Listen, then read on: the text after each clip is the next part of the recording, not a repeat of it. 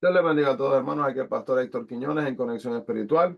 Mirando en el día de hoy la lectura titulada Orando usando el alfabeto. Vamos a estar mirando Salmo 25 hasta el 27. Comencemos, Señor. Te adoramos. Tomamos este tiempo, Padre, de reconocimiento de quién eres en nuestras vidas. Este tiempo, Padre, donde comenzamos nuestro día diciéndote, Dios, toma control. Dios, que seas tú en mi mente, tú en mis pensamientos, tú en mi andar, en mi hablar, en mi pensar, y que pueda vivir una vida, Señor, que sea de tu agrado, ya que deseas que tenga ese tipo de relación contigo. Háblanos, guíanos y guárdanos, Señor, por la gloria y la honra tuya pedimos esto, mi Dios. Amén y amén. Así que podemos ver entonces, hermanos, acá que los Salmos 25 hasta el 27, que cuando David escribió los Salmos, estos salmos que estamos mirando, estaremos mirando hasta el del 25 hasta el 27 y luego hasta el 30. Eh, el primero habla de que Él es bueno y recto, que lo vemos en el Salmo 25, versículo 8. El segundo habla de que Él es mi luz, el Salmo 27:1. El tercero habla de que es mi fortaleza, capítulo 28:7. El próximo habla de que es rey para siempre, que se encuentra en el Salmo 29, versículo 10, y el capítulo 30, versículo 2 y 12, que nos dice que Él es Dios mío, Dios mío. Podemos entonces ver que estos primeros tres salmos, el primero, la idea clave es, el capítulo 25 es orando a través del alfabeto, el 26 juzgando al acusado y el 27 temor absorbido por la fe, que eso también lo podemos ver en Juan capítulo 12 versículo 46 y en Mateo 26 versículo 60. Así que el Salmo 25 es el primer salmo alfabético en el Salterio. Ahora vamos a ver que esta es una designación apropiada. Si usted escribe las letras del alfabeto verticalmente en la margen, A, B, C, D, E, F consecutivamente, va a poder hallar que para cada letra de un versículo bíblico que la lleve al comienzo, por ejemplo, A, aguarda a Jehová, Salmo 27:14. B, bienaventurados los de limpio corazón, Mateo 5:3. Y puede ver cuántas letras del alfabeto puede relacionar, ¿verdad? Así mismo con el versículo que está siendo presentado a sí mismo en la Biblia. Así que podemos ver, hermanos, acá también, antes de meternos de lleno en el Salmo 25, que los salmos, ¿verdad? Tienen diferentes funciones y algunos también son utilizados para aprender y para amar. Y estos salmos los podemos ver, por ejemplo, salmos que nos llevan a la presencia de Dios. Tenemos el Salmo 29 y tenemos el Salmo 96. Salmos que nos hacen, que nos hablan sobre el bien. Tenemos el Salmo 1, 19, 24, 133, 136 y 139. Salmos de alabanza, tenemos el Salmo 8, 97, el 103, 107, 113, 145 y 150. Salmos de arrepentimiento y de perdón, tenemos el Salmo 32, del 1 al 5, el 51 y el Salmo 103. Salmos para tiempos de problemas, el Salmo 3, el Salmo 14, el Salmo 22, Salmo 37 del 1 al 11, Salmo 42, Salmo 46, Salmo 43 y el Salmo 116 del 1 al 7. Salmos de confianza y esperanza. Tenemos el Salmo 23, Salmo 40 del 1 al 4, el Salmo 91, Salmo 119, versículo 11, Salmo 121 y el Salmo 127. Así que vamos a entrar entonces así mismo al capítulo 25. Vemos acá que hay 72 salmos, hermanos, casi medio libro que hablan de enemigos. Los enemigos son los que no solo se oponen a nosotros, sino que además se oponen al estilo de vida que Dios quiere ver en nosotros. Las tentaciones son enemigas, por ejemplo, dinero, éxito, prestigio, el sexo opuesto. Y nuestro mayor enemigo, obviamente, ¿verdad? Es Satanás. Y David entonces le pide a Dios que impida que sus amigos lo venzan, porque se oponen a todo lo que es Dios. Sus amigos, sus enemigos triunfaban. David temía que muchos pensaran que era en vano vivir para Dios. Así que David no cuestionaba su propia fe. Sabía que Dios triunfaría, pero no quería que el triunfo de sus enemigos fuera un obstáculo, así mismo para la fe de otros. David expresó asimismo su deseo que Dios lo guiara. Y el primer paso es querer ser guiado por Dios y darnos cuenta de que Dios guía principalmente a través de su palabra. El Salmo 119 nos habla del conocimiento infinito en cuanto a nuestra vida y podemos vernos tentados, ¿verdad?, de mandar respuestas de Dios, hermanos. Pero mire qué bonito lo que hizo David. David no demandó respuestas de Dios. David pidió dirección. Que nosotros podemos hacer lo mismo. Hoy día nos bombardean con incitaciones incesantes a ir en varias direcciones. Tan solo la publicidad de la televisión coloca cientos de opciones ante nosotros, además de las instancias de los partidos políticos, las sectas religiosas también falsas y docenas de diversos grupos. Eh, Podemos ver así también. Numerosas organizaciones, incluyendo las cristianas, buscan motivarnos diciendo la frase debemos apoyar la causa y añadirle esto a las docenas de decisiones que debemos de tomar con respecto a nuestro trabajo, familia, dinero, sociedad y muchas veces, hermanos, nos podemos desesperar. Temer a Dios es reconocerlo por lo que es santo, poderoso, recto, puro, omnisciente, sabio. Y al mirar a Dios a la luz de esto, no nos vemos como somos. El hecho de que somos pecadores, hermanos, somos débiles, frágiles y somos necesitados. Y cuando reconocemos quién es Dios y quiénes somos nosotros, caemos humillados delante de sus pies, buscando la misericordia, la compasión y la ayuda de Él.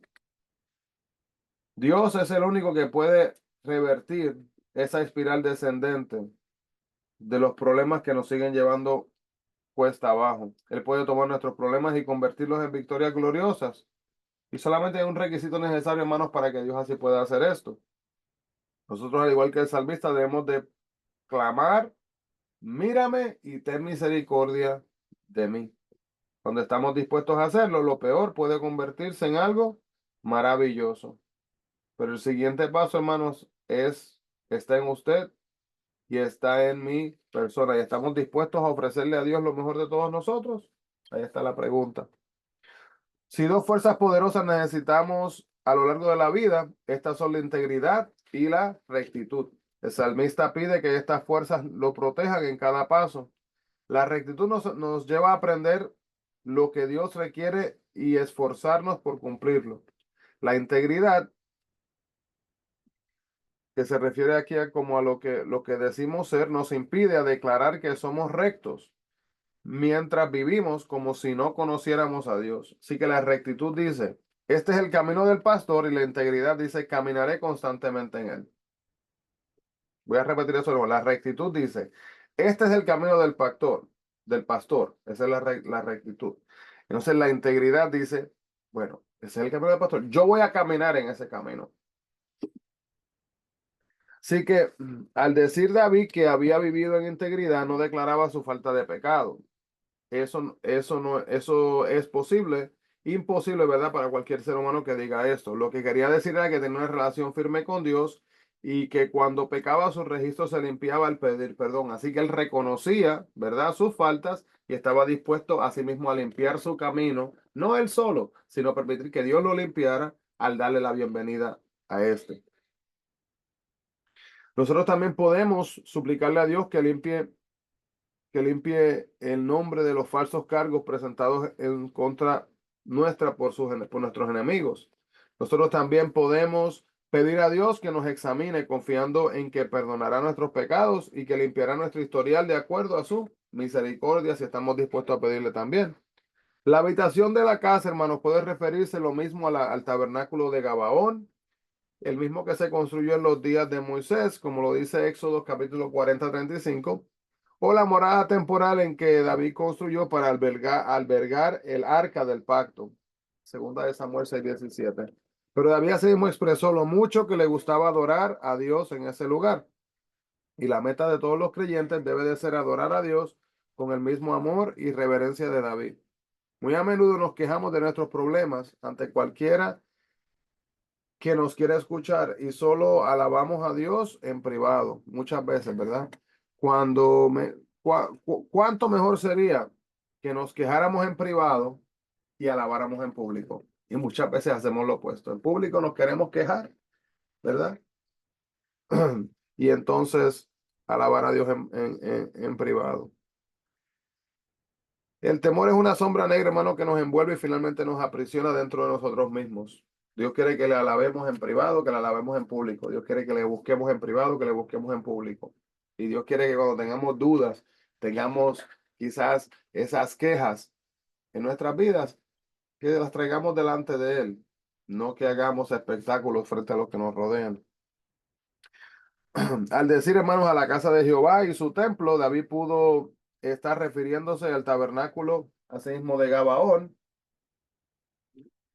em, para guardar el arca del templo que su hijo Salomón había construido. De ahí probablemente tenía el templo en mente, ya que había trazado los planes, muchos planes para la construcción en Primera de Crónicas capítulo 22. Sin embargo, pudo haber usado la palabra templo para referirse también a la presencia del Señor. Su deseo más grande era vivir cada día de su vida en la presencia de Dios, que eso debería ser un deseo de nosotros también. Muchos han tenido la triste experiencia de ser abandonados por su padre o por su madre, los hogares destruidos, las diferencias de creencia, el vicio de drogas o de alcohol y el aislamiento también psicológico, hermanos, puede dejar a los niños afectados por esta pérdida. Este dolor puede persistir aún siendo adultos. Dios puede ocupar en nuestras vidas, ¿verdad? Este espacio y llenar ese vacío y sanar esa herida. Él puede dirigirnos hacia adultos que pueden ser para nosotros padres o madres. El amor de Dios basta para todo. La tierra de los vivientes significa simplemente, hermanos, esta vida. Es obvio que David estaba pasando por una prueba, pero tenía la confianza de que en esta vida presente Dios lo ayudaría a sí mismo a poder salir del apuro. David sabía por experiencia lo que significaba esperar al Señor. Había sido ungido rey a la edad de 16 años, pero no fue rey sino hasta que tuvo 30. Mientras tanto, el celoso rey Saúl lo estuvo persiguiendo por todo el desierto. David tuvo que esperar en Dios en cuanto al cumplimiento de su promesa de que algún día sería rey. Más tarde, David, después de convertirse en rey, se vio perseguido por Absalón, su hijo rebelde también. Así que, hermanos, ¿qué nos muestra esto? Nos recuerda que esperar en Dios no es fácil, porque hay veces que surgen eventos en nuestras vidas, ¿verdad? Que nos pueden desesperar un poco, por decir. Entonces, a menudo que parece que no está respondiendo, quizás Dios a nuestras oraciones o que no comprende la urgencia de nuestra situación.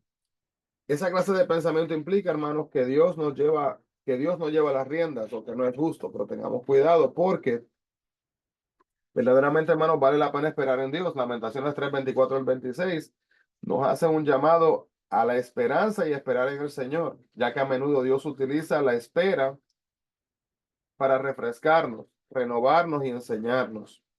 Y debemos usar estos momentos de espera para descubrir lo que Dios puede estar tratando de enseñar a sí mismo en nuestro proceso, en nuestras propias vidas.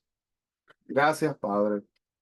Gracias, Señor, porque en esos momentos que quizás nos sentimos abandonados, ahí estuviste.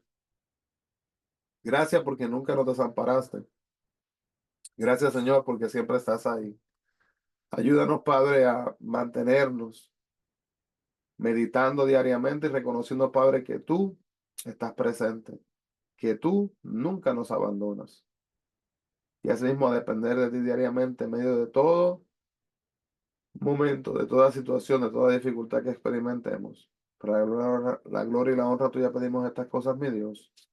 En el nombre de Jesús. Amén y amén. Dios le bendiga grandemente, hermanos. Bendiciones a todos y no se olviden, busquemos la presencia del Señor. Bendiciones.